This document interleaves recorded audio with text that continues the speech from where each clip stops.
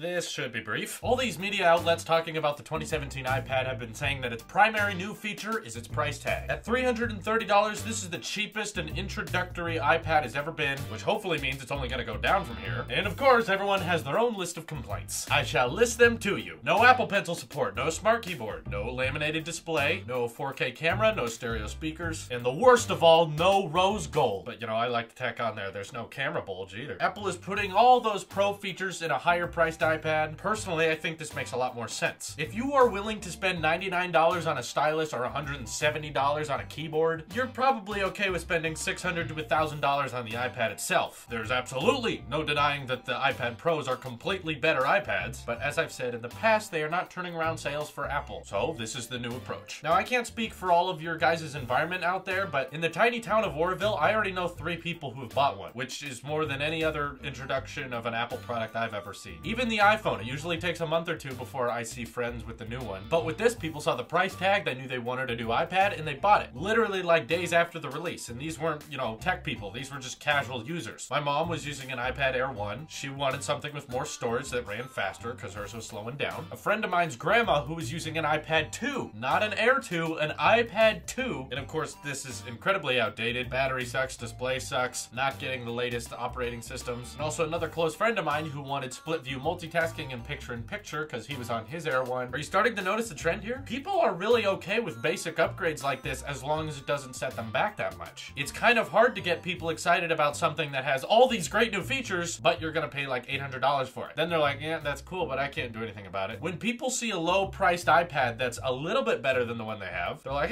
why not? 330 bucks, that's not that bad. And remember, as batteries age, they don't charge up or hold as much power as they used to. So even if the new iPad is not very different from the iPad you have now, it's going to last you a lot longer. And the A9 chip that they put in there will at least be supported for another 5 years, maybe 6, but you've got some time before this thing is going to be ruled obsolete. From personal experience, if you don't record a lot of videos with your iPad, then 32 gigabytes is not going to be filled up super fast. You will definitely fill it up with music and apps, maybe even pictures, but it's going to take a little bit of time. And now let's consider the price difference with this iPad and the iPad Mini 4. See, with the iPad Mini 4, we have a smaller screen, a worser chip, it has the A8, and now it's only available in 128 gigabytes, which is nice, at $400. That is the only price for the Mini 4. Now, add $30 to that price tag, $430, you get the better processor with the A9, you get the bigger display, and the same 128 gigabytes of storage, which will take you quite a while to fill up given there's no 4K or 1080 at 60 camera on this iPad. It's gonna be hard to fill up 128. So you get all of that in a very tight package and you're not even breaking $500, which used to be the standard price, the beginning price of an iPad. A lot of people ask who this iPad is for, and I've listed to you that casual iOS users are really in favor of minor updates like this as long as it doesn't set them back that far. And speaking from personal history, I can fully recommend this iPad to anyone who is hoping to make basic YouTube videos and is wanting to start off. Almost all of my Tailosive tech videos originally were edited on an iPad, and all the vlogs I'm making now were usually edited on an iPad after shooting them on my iPhone. See, if you're young and your budget is pretty small and you want to get a YouTube channel going, you don't need to spend $2 grand on a laptop. No, you won't be able to edit anything too advanced, but just a video like I'm doing right now could be made with an iPad and an iPhone. So your smartphone cameras are getting better and better over the years. Whether it's an iPhone or an Android, the cameras are improving, but editing on a screen that small sucks, and on Android, there's like no editing apps that'll let you do much of anything. So if you have a larger screen, fairly powerful tablet, you can even edit videos comfortably at 4K on there. If you have an iPhone, you can airdrop your 4K videos to that iPad and edit them on there, which is super easy and seamless. And even if you have an Android phone, you can back all your photos and videos up to Google Photos for free, download them onto your iPad, it's very easy. So your small growing channel can be independent from SD cards or transfer cables. Just join that wireless future. That's like the perfect example of what I think this iPad can be useful for. And of course, that secondary reason is people who want an iPad that's going to be up to date with new software for a couple years. On Android tablets, you're not going to get Nougat for at least another year, maybe 2. So when you're buying an Android tablet, don't expect many updates or refreshes. It's just so slow for them. With this, you're going to get iOS 11 in just a few months, refreshing your whole product's experience. It makes it feel like a whole new device. And hey, as a cherry on top, did you know that this new cheap iPad can shoot live photos? Did you know that my 12.9-inch iPad Pro that cost me over $1,000, it cannot shoot live photos? This little $300 iPad can. That kind of bothered me, actually.